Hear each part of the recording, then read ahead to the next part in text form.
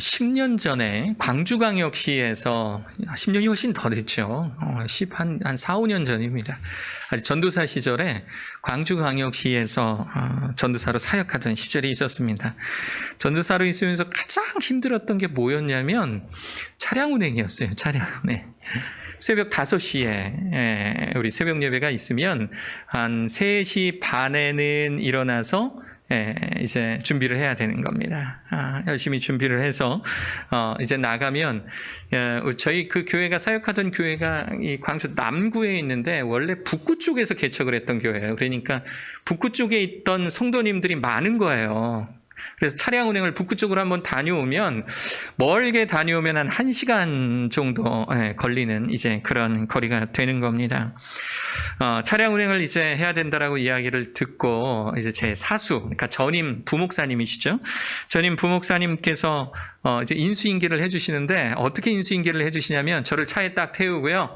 광주를 한 바퀴 도세요. 한 바퀴 도시면서 차를 주로 이용하시는 약 20여 성도님들의 가정이 어딘지를 설명해 주시는 거예요. 탈 때는 여기서 타고 내릴 땐 저기서 내려. 다음 쭉 가다가 탈 때는 여기서 타고 내릴 땐 여기서 내려. 이렇게 설명해 20여 가정을 그렇게 설명을 해 주시는 거예요. 그걸로 인수인계 끝. 근데 문제는 뭐냐면 어딘지 이제 알 것 같아요. 이제 어딘지 알 것 같아. 찾아가라면 찾아가겠는데 문제는 차량 운행이 그 코스로 이루어지진 않잖아요. 차량 운행이 그 코스로 이루어지지는 않고 또 어느 코스에서 딱 끝나면 교회로 돌아와야 되는데 교회로 돌아오는 방법을 모르는 겁니다. 길을 모르니까. 돌아오는 길을 모르니까. 내비게이션이 차에 없었어요. 그때는 예산 절감을 위해 전도사가 무슨 내비게이션이냐, 주님께 의지하며 길 찾아가면 되지 하는 그런 생각에 내비게이션도 없었고, 그때는 핸드폰을 내비게이션처럼 쓰는 그런 때도 아니었습니다. 그런 때도 아니었어요. LTE 그때 아니었었어요. 자, 그래서 어떻게든 이 차량 운행해야겠다 해서 나름 세운 원칙이 한 가지 있었습니다. 그것은 뭐냐면요, 교회를 출발할 때 교회가 어디 정도에 있겠다 방향을 잡아놓고 가는 거예요. 방향을. 그러니까 운전을 하다가도 우리 교회가 저쪽에 있지, 또 운전하다 보면 또 핸들을 틀고 하잖아요. 그러면 우리 교회가 지금 저쪽에 있지, 방향을 잃지를 않는 겁니다. 방향을 잃지 않고 교회가 어디 있는지 가늠해 보는 거예요. 그리고 그렇게 기억을 해놓고 난 다음에 차량 운행이 어디에서 끝나든 또 어디에 있는 성도님까지 데리고 교회로 오든 교회가 있는 방향으로 달리는 겁니다. 도시는요, 나름 도로망이 잘 돼 있잖아요. 그러니까 방향만 잡고 가면 마치 중력에 따라 물이 흘러가듯이, 중력에 따라 물 뿌려 놓으면 내가 길을 만들어 놓은 것도 아닌데 물이 알아서 길을 내면서 가잖아요. 그것처럼 어떻게 방향만 잡고 잘 가다 보면 어느새 제가 아는 지역이 나타나고 어느새 제가 아는 길이 나타나는 거예요. 이런 식으로 이제 차량 운행을 하기 시작하는 겁니다. 방향을 놓고 찾아가다 보니까 당연히 큰 길을 놔두고 새길로 들어갈 때가 있어요. 길을 아는 사람은 이 길로 이렇게 쭉 가면 방향은 저기여도 이 길이 이렇게 연결되어 있는 거를 아는 사람들은 큰 길로 가는데 저는 방향으로 가니까 교회가 저기 있으면 운전하다가도 교회가 있는 그쪽으로 틀어서 새길로 들어갈 수밖에 없는 거예요. 그럴 때마다 제 마음속에 드는 엄청난 부담감, 혹시 이거 막다른 길이면 어떡하지? 이거 엉뚱한 길로 가는 거면 어떡하지? 마음속에 불안감과 초조함이 있는데 제 뒤에 차량을 같이 타고 계시는 성도님들 입장에서는 이야, 새로운 전도사님이 어떻게 이런 새길도 알아? 아니 어떻게 이런 지름길도 알아? 하면서 뒤에 계신 분들은 제 속도 모르고 칭찬해 주시는 거예요. 교회에 소문이 났어요. 그래서 전도사님이 운전 잘한다고. 그렇게 저는 부임 첫 주 만에 광주의 새길을 모두 꿰는 운전기사가 되었다는 아름다운 이야기가 지금도 광주에 전해지고 있어요. 지금도 전해지고 있어요. 인생도 그런 것 같습니다. 방향만 알면요, 좀처럼 길을 잃지는 않아요. 인생이라는 것도요, 방향만 제대로 잡고 있으면 다른 곳으로 가다가 또 금세 제자리로 돌아옵니다. 내가 가야 하는 목적지가 어디인지, 내가 만나야 하는 길이 어디인지 그 방향만 잘 기억하고 있으면 절대로 길을 잃지는 않습니다. 신앙생활도 이와 같아서 때로는 중심을 잃고 헤매이더라도 나아가야 될 방향만 제대로 알고 있으면 결단코 실족하거나 시험에 드는 일은 없게 됩니다. 그래서 교회에서는요, 우리 이렇게 한번 해봅시다. 우리 이 1년 동안 우리 한번 이렇게 해봅시다. 이 방향으로 한번 나아가 봅시다. 라는 의미로 그 해에 표를 정하여서 공포하는데 올해 2021년의 표가 바로 이 말씀. 우리 포스터로 본다면 이런 포스터를 여러분 보시게 되었을 거예요. 우리 큰 목소리로, 아까 말씀 읽을 때 목소리 너무 작았어요. 우리 큰 목소리로 우리 표 한번 읽어보겠습니다. 시작! 청함보다 택함을. 아멘. 청함보다 택함을. 청함보다 택함을. 그래서 이 말씀을, 이 표를 처음 받았을 때 좀 다른 해와는 좀 기분이 남달랐어요. 왜냐하면 저 청함보다 택함을이라는 글자를 읽었을 때 무슨 뜻인지 쉽게 이해가 되지를 않는 거예요. 온 마음과 성품을 다하여. 알잖아요. 이게 뭔 뜻인지 알겠잖아요. 내가 어떻게 해야 되는 걸 의미하는 거구나라는 걸 아는데 청함보다 택함을? 이 말씀은요, 저 표현은요 좀 해석이 필요하고 설명이 필요한 말씀입니다. 왜냐하면 예수님께서도요, 저 청함보다 택함을 이라는 말씀을 설명하실 때도요, 나름의 배경을 가지고, 시대적 배경을 가지고 비유로 설명하시기 때문에 그래요. 그래서 저는 오늘 여러분들과 함께 이 표가 가진 의미, 즉 청함이 도대체 무슨 뜻이고 택함이 무슨 말인지, 청함은 뭐고 택함은 뭔지, 그래서 우리 성도님들과 함께 이 2021년 어떠한 방향으로 살아가야 되는 것인지 오늘 이 새해 첫날에 여러분들과 함께 이 말씀 은혜롭게 나눠보고자 하는 것입니다. 우리가 읽은 이 마태복음 22장은요, 비유의 말씀입니다. 비유의 말씀. 왜 예수님은 자꾸 이야기하실 때 비유로 말씀하셨을까? 두 가지 이유가 있습니다. 첫 번째 이유는요, 알아들을 수 있는 사람만 알아들을 수 있도록. 그러니까 아예 관심도 없고요, 예수님 비아냥거리기에 바쁜 사람이나 예수님 깎아내리기에 혈안이 되어 있는 사람은 아예 알아듣지도 못하도록, 그래서 예수님께서는 비유로 말씀하셨고요. 또 한 가지는 그 의미를 보다 분명히 해서 강한 인상으로 각인될 수 있도록 하시기 위해서 비유로 말씀해 주시는 거예요. 청년 시절에 교회에 한 형이 하나 있었습니다. 되게 우리 그 동생들이 좋아했던 형이에요. 이 형은 하얀색 티코를 타고 다녔어요. 하얀색 티코. 하얀색 티코를 뭐라고 부르는지 아세요, 여러분? 별명이 뭔지 아세요? 참고로 빨간색 티코는 깍두기예요. 깍두기. 하얀색 티코는 뭐라고 부르는지 아세요? 모르세요? 네, 각설탕이라고 불러요. 각설탕. 그래서 그 형 별명이 각설탕. 그래서 줄임말로 각설이 형이라고 불렀어요. 네, 각설이 형이라고 불렀어요. 근데 이 형을 우리가 좋아했던 이유가 있었는데 뭐냐면 이 형이 아주 시골 출신입니다. 아주 깡시골 출신이고요. 대학도 제대로 못 나왔어요. 대학도 제대로 못 나와서 어떻게든 좀 열심히 살아서 돈 좀 벌어야 되겠다 해서 제가 그때 살고 있었던 인천으로 이제 올라온 겁니다. 그리고 직업이 2개였어요. 그 이상이었을 수도 있어요. 저희한테 말 안 해서 2개로만 알고 있지 그 이상일 수도 있어요.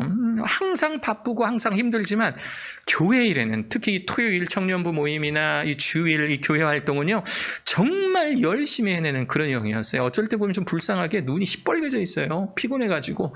그런데도 교회에 와서 열심히 헌신하고 봉사하고, 또 가끔 교회 절기가 되면 가끔 밤새서 노는 날 있잖아요. 교회에서 이제 올라이트라고 하는, 이제 아예 그냥 그 오버나이트 하는 그런 이 성탄절이라든가 이제 송구영신 예배 같은 경우는 교회에서 아예 잤거든요. 우리 청년들은. 그럴 때마다 청년들 그 각설탕에 태워서 저기 인천 자유공원 올라가서 해 뜨는 것 같이 보기도 하고, 이런 아주 이쁜 추억을 저희들에게 줬던 이런 형입니다. 그런데 이 형이, 제가 이 형 참 괜찮은 형이다 라고 느꼈던 한 가지 에피소드가 하나가 있었습니다. 청년부 모임이 있는 토요일인데 비가 억수같이 내렸어요. 억수같이. 그런데 이 형이 뭔가를 맡은 게 있었는데 안 나타나는 거예요. 그때는 삐삐나 핸드폰도 없었던 시절이었거든요. 안 나타나는 거예요. 그래서 우리 청년들끼리 다른 이제 일들을 이제 하고 있었는데 한참 있다 보니까 한참 뒤에 교회 문이 벌컥 열리면서 온몸이 비에 젖은 이제 이 형이 들어오는 겁니다. 알고 보니까 차가 고장난 거예요.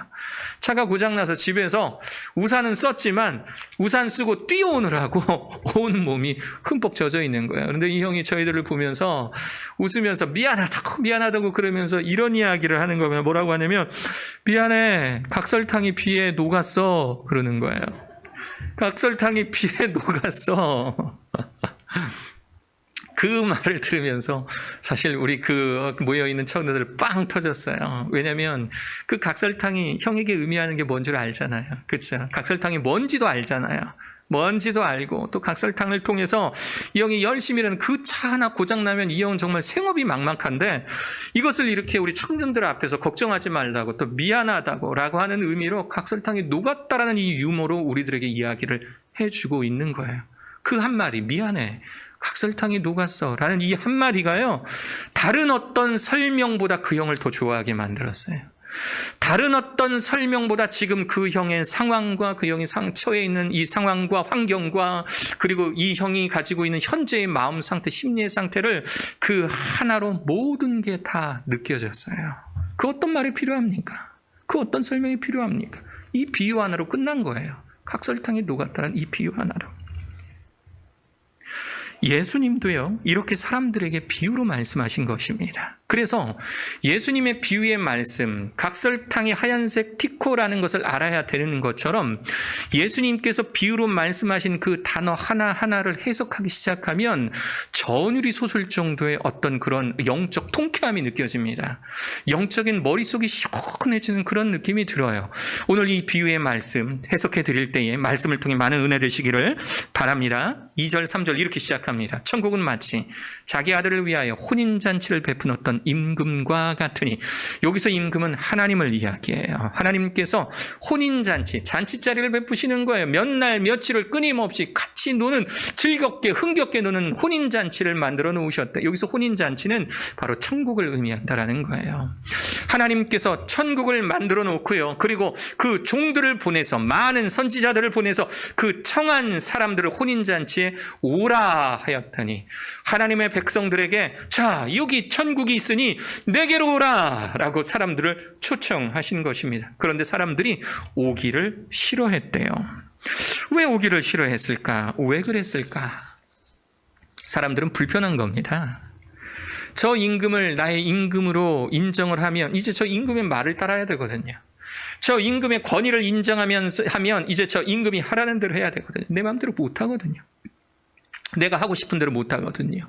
내가 살고 싶은 대로 못 살거든요. 그러니까 저 임금을 인정하지 않는 겁니다. 오기를 싫어하며.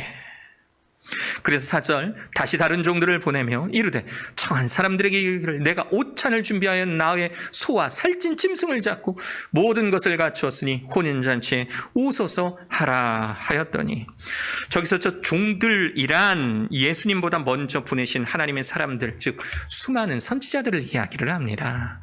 예수님이 이 땅에 오시기 전에 구약시대에도 하나님께서는 많은 선지자들을 보내셨어요. 그래서 선지자들의 입을 통해서 하나님의 백성 이스라엘, 남유다, 북이스라엘 백성들이 하나님께 돌아오기를 간절히 바랬던 거예요. 그래서 많은 선지자들, 그들이 그 선지자들을 잡아서 옥에 가두고 죽이고 모욕 줄지라도 하나님께서는 계속 그 많은 선지자들을 통해서 하나님의 말씀을 심어 주셨던 겁니다. 그런데 사람들은 그 선지자들을 무시하고 심지어 죽이기까지 했으니 그 죄가 얼마나 크겠어요. 5절, 그들이 돌아보지도 않고 한 사람은 자기 밭으로 한 사람은 자기 사업하러 가고.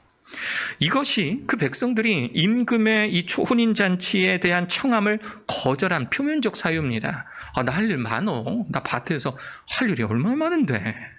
나 지금 벌여놓은 사업들이 지금 장난이 아니야. 지금 저기서 일해야 되고 저쪽에서도 일해야 되고 저쪽에 이제 분점 만들어야 되고 내가 할 일이 얼마나 많은데. 모두 다 자기의 일들이 너무 바쁜 거예요. 자기의 일들, 생업을 위해 힘써야 하는 그 모든 일들.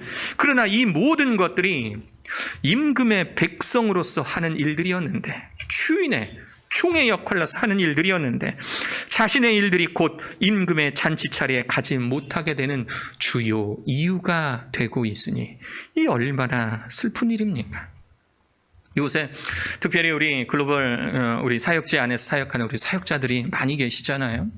우리가 하나님 일을 한다고 열심히 주님의 일을 한다고 결과적으로 우리 안에서 우리 주인 되신 그 하나님을 인정하지 못하고 의식하지 못하고 살아간다면 딱 이 모양 이 꼴인 겁니다. 내가 나에게 맡겨주신 일 열심히 한다고, 내 가정 돌본다고, 나의 직장 생활 가운데 충실한다고, 내가 나에게 처해진 환경 가운데 살아간다고, 내가 나의 하나님을 인정하지 않는 모습 가지고 있으면 딱 이 모양 요 꼴인 거예요. 임금의 초대에 응하지 않은 임금의 백성들. 마치 10여 년 전에 광주광역시를 운전하는 한 전도사가 열심히 운전을 하기는 하는데 뒤에 성도님들 멋지게 한 대여섯 분, 한 10분 그냥 차에 꽉꽉 채워서 가는데 아무리 달려도 1시간을 달려도 2시간을 달려도 교회에 도착하지 못하는 것과 같은 거예요. 방향을 잃은 삶. 내가 도대체 무엇을 위해 일하는지, 내가 도대체 무엇을 위해 이 사역하는지, 무엇을 위해 살아가는지, 무엇을 위해 내가 생업, 돈을 벌고 가족들을 섬기며 가족들을 위해서 살아가는지, 그 인생의 목적을 잃어버린 것과 같은 것입니다. 8절, 이에 종들에게 이르되 혼인잔치는 준비되었으나 청한 사람들은 합당하지 아니하니. 저기서 청한 사람들이라고 아예 예수님께서 못 박아놓은 저 사람들은 하나님의 장자 민족인 이스라엘 또 유대 민족들을 이야기해요. 특히 지금 이 비유의 말씀을 하시는 그 자리, 예수님께서 비유의 말씀을 하시는 그 자리는요, 예수님의 말씀에 꼬투리 잡기 위해서 예수님과 논쟁을 벌이기 위해서요, 바리새인들, 서기관들, 제사장들, 백성의 장로들이 예수님을 둘러싸고 있는 상황이었어요. 예수님을 둘러싸고 있고 또 그 가운데 예수님의 12 제자들과 많은 사람들이 예수님을 둘러싸고 예수님의 말씀을 듣고 있는 그 순간인 겁니다. 그래서 예수님 비유로 이 말씀을 하시는 거예요. 청한 사람들은 합당하지 아니하다. 그들은 하나님에 대해서 잘 알고 있었던 사람들이에요. 바리새인들 하나님 잘 알아요. 서기관들, 왜 이름이 서기관이냐면요, 서기관이에요. 글 쓰는 사람들, 성경 필사하는 사람들이에요. 성경 펼쳐놓고 필사, 그때 인쇄술이 없으니까 그때 성경을 펼쳐놓고 필사하며 그 성경의 말씀을 같이 연구하며 사람들에게 가르쳐주는 사람들이에요. 얼마나 하나님 말씀 잘 알겠어요. 그런데 그들은 율법, 오로지 율법만이 우리를 구원해 줄 수 있다. 왜냐하면 자신들이 율법을 연구하니까 율법대로 지키는 건 자신이 있거든요.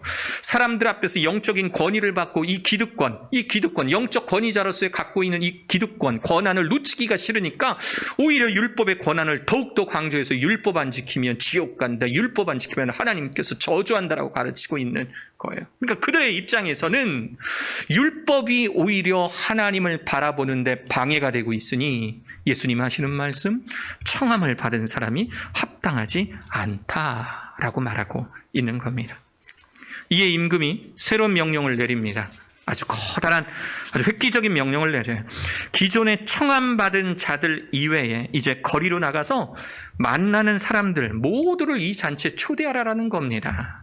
예를 들어서 우리 교회에 사람이 없다라고 보세요. 그러면 길거리에 나가서 지나가는 사람들 다 우리 교회에 오라고 끌어오는 거예요. 여기 맛있는 음식이 있으니, 맛있는 잔치가 있으니 오셔서 드세요라고 하면서 사람들 불러 모으고 있는 모습과 같습니다. 9절, 내 거리 길에 가서 사람을 만나는 대로 혼인잔치에 청하여 오라 한데 종들이 길에 나가 악한 자나 선한 자나 만나는 대로 모두 데려오니 혼인잔치에 손님들이 가득한지라. 하나님께서 구원의 통로를 이스라엘 유대 민족에게서 이제 전 세계 열방으로 확대하신다라는 말씀입니다. 청함받은 자들이 잔치에 오지를 않은 이제 눈을 돌려서 청함받지 않은 길거리 사람들, 즉 아시아와 유럽과 아프리카와 아메리카와 오세아니주와 모든 지역을 포함해서 우리가 현재 살고 있는 이곳 세종 땅에 21세기에 글로벌 비전 채플에 나와서 하나님께 예배 드리고 있는 우리 모두들을 포함한 모든 인류를 주님의 혼인잔치에 초대하고 계신 거예요. 하나님 준비하신 그 찬란한 천국에 얘들아 어서 와라 라고 우리를 초청해 주고 계신 겁니다. 얼마나 영광스러운, 우리에게는 꽤 영광스러운 비유의 말씀이죠. 이스라엘 유대민족들에게는 엄청나게 속상한 일이었겠지만 우리에게는 얼마나 축복된 말씀인지 모르겠어요. 그 혼인잔치가 준비되어 있다니, 우리를 위해서. 그런데 또 다른 문제가 하나 생겨요. 여기서 발생할 수 있는 문제, 그렇게 청함받은 사람들, 바로 우리들, 그렇게 청함받은 사람들의 자세가 문제입니다. 어떤 자세가 문제였느냐? 11절. 임금이 손님들을 보러 들어올세. 그러니까 잔치 차례 베풀었으니까 이제 사람들이 오잖아요. 시끌벅적하니까 임금님이 보러 온 겁니다. 어떤 사람들이 왔나? 보러 올세. 거기서 예복을 입지 않은 한 사람을 보고 이르되 친구여 어찌하여 예복을 입지 않고 여기 들어왔느냐 하니 그가 아무 말도 못하거늘. 이 말씀 이해하려면은요, 당시의 예식 문화를 좀 이해할 필요가 있어요. 당시 문화에서는 잔치에 초청하는 사람이요, 주인이 초청받는 사람에게 예복을 주는 통습이 있어요. 이게 어떤 옷이냐면, 우리가 이렇게 옷이 있잖아요. 옷이 있으면 어떤 천으로 된, 예쁜 천으로 된 긴 가운을 한번 생각하시면 좋아요. 긴 가운, 무릎까지 닿는 긴 가운. 그러니까 이렇게 머리를 쏙 집어넣으면 이렇게 들어가서 이렇게 길게 늘어서는 거 있죠. 그리고 허리를 이렇게 동이는 거. 그게 예복인 거예요.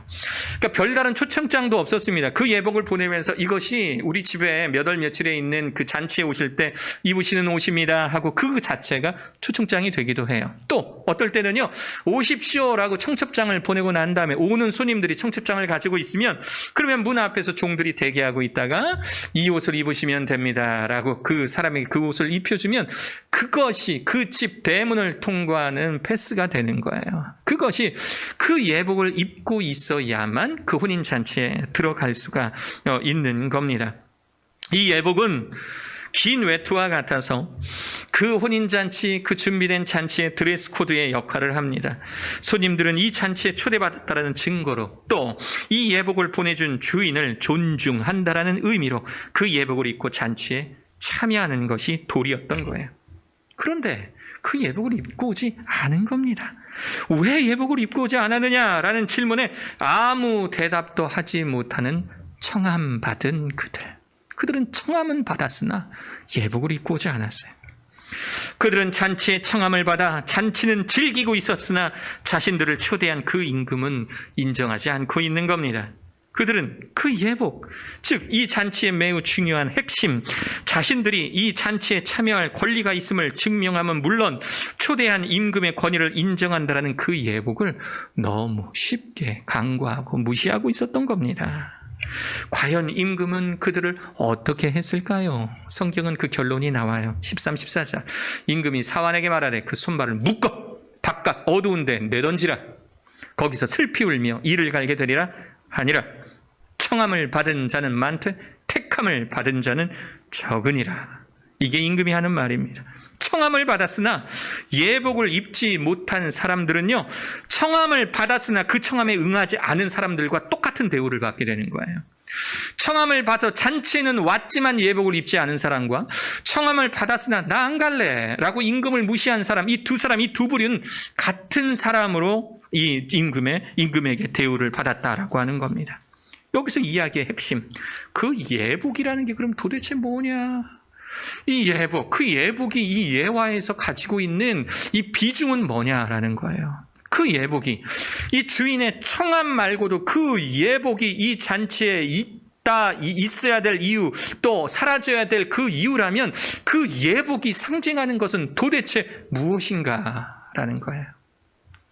이 예복은요, 예수 그리스도에 대한 믿음을 상징합니다. 예수 그리스도에 대한 믿음.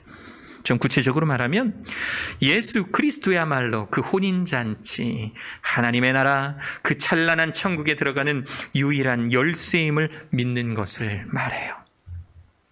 예수님만이 나를 구원할 구원자이시요, 예수님만이 유월절 피 흘린 어린 양이며 예수님만이 나를 하나님께로 이끄는 영원한 길이요 진리요 생명이라는 사실을 예수님은 이 비유를 통해 설명하고 계시는 것입니다. 이 비유의 말씀이 2000년 전 유대 땅에서 그리고 지금 바로 오늘 이 자리에서 우리에게 의미 있게 다가오는 이유가 있어요. 그 이유가 뭘까요? 이 말씀은 우리에게 매우 중요한 진리를 설명해 주고 있는데, 그것은요, 우리가 크리스찬이라고, 또 성도라고, 나 직분자라고, 나 매주 그 글로벌 비전 채플에 와서 예배 드린다 하더라도, 나 글로벌 교육센터에서 GMGVC의 사역자라 하더라도 다 필요 없다라는 거예요. 그것이 중요한 거 아니라는 겁니다. 너가 어떤 직업을 갖고 있고, 너가 한 달에 얼마의 수입을 올리며, 어떤 집에 살고 있으며, 어떤 차를 타고 다닌다 할지라도 그거 하나님 앞에서 다 필요 없다라는 거예요. 이 잔치에는 그것이 어떠한 역할도 하지 못한다라는 겁니다. 우리 안에 예수 그리스도의 그 보혈이 흐르고 있지 않다면, 우리가 예수 그리스도의 그 십자가 사건을 우리가 믿음으로 처예복을 입고 있지 않으면 청함은 받았으나 정당한 혼인잔치의 손님으로 택함받지 못한 자가 된다라는 것. 청함은 받아서 그 자리에 와 있으나, 청함은 받아서 교회 안에서 한 성도로 살아가고 있으나 그 안에 살아계신 예수 그리스도의 그 보혈의 권세가 우리 안에 남아있지 않다면, 그러면 예복을 입지 않은 자와 똑같다라는 것, 바로 그것을 오늘의 이 말씀은 우리들에게 설명해 주고 있는 거예요. 여러분 속에 예수 그리스도의 보혈 흐르고 있습니까? 예수 그리스도의 보혈이 여러분들 가운데 흐르고 있습니까? 그 믿음이 여러분들의 믿음 맞습니까? 그 예복을 입고 있느냐라는 겁니다. 그 예복을 여러분들이 입고 있습니까? 2021년 우리가 바라보아야 하는 목표, 그 방향이 바로 이거예요. 우리가 생업에 아무리 바빠도요, 우리가 직장에서, 사업장에서 아무리 바빠도, 우리가 사역 때문에 정신이 없어도 잊지 말아야 될 바로 그것, 혼인잔치의 예복을 입듯이 예수 그리스도의 보혈, 그 피로 내가 구원받았다라는 그 믿음이 여러분들 안에 충만하시기를 축원합니다. 우리가 이렇게 즐겁게 교회에서 만나 예배하고 교제하는데 정작 내 안에 그리스도가 계시지 않는다면, 우리 김지영 집사님, 또 고성의 우리 집사님 가족이 잠깐 이야기를 해보면, 우리 이체풀에서 다시금 우리 성도님들과 함께 열심히 재밌게 신앙생활하는 거 소문 다 났어요. 소문 다 났어요. 재밌게 신앙생활하는 거 많이 기대하고 있어요. 근데 우리가 중요한 게 그거예요. 물론 함께 모여서 대화하고, 이제 코로나 끝나면 이제 또 함께 맛있는 식사 차려놓고 또 함께 교제하면서 열심히 또 그렇게 또 재밌게 흥겹게 교회 생활 해 나갈 수 있겠죠. 그런데 그게 전부는 아니잖아요. 혼인잔치에서 열심히 재밌게 놀고 있는데 주인이 와서 너 예복 입고 있느냐라고 물어보면, 그때 우리들의 예복 입은 상태를 주인에게 보여주어야 하잖아요. 사람들은 내가 성도인 줄 알고 크리스찬인 줄 알고 즐겁게 교회 생활하는 줄 알고 있는데 정작 혼인잔치 예복을 입고 오지 않아서 멀리 쫓겨나 슬피 울고 있다면 정말로 얼마나 슬픈 일이겠습니까? 청함받은 자보다 택함받은 자로서, 청함보다 택함받은 자로서 2021년을 살아가시는 자랑스러운 우리 글로벌 비전 채플 성도님들 되시기를 축원합니다. 이것을 우리 목표로 삼자고요. 이것을 우리의 방향으로 삼자고요. 여러분 분명히 2021년 정말 성격 나올 정도로 바쁘고 힘들 때 있을 거예요. 머리가 복잡해서 정말 힘들 때 있을 겁니다.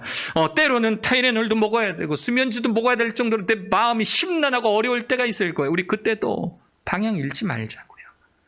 내가 살아가는 목적, 내가 하나님 앞에서 바로 서 있는 그 이유는 바로 내 안에 예수 그리스도의 그 보혈 때문이라는 사실 여러분들 기억하시고, 혼인잔치에 택함 받은 자로서 2021년 안에 열심히 살아내실 수 있는 사랑하는 저와 여러분들 되시기를 주 예수 그리스도의 이름으로 축원합니다. 아멘.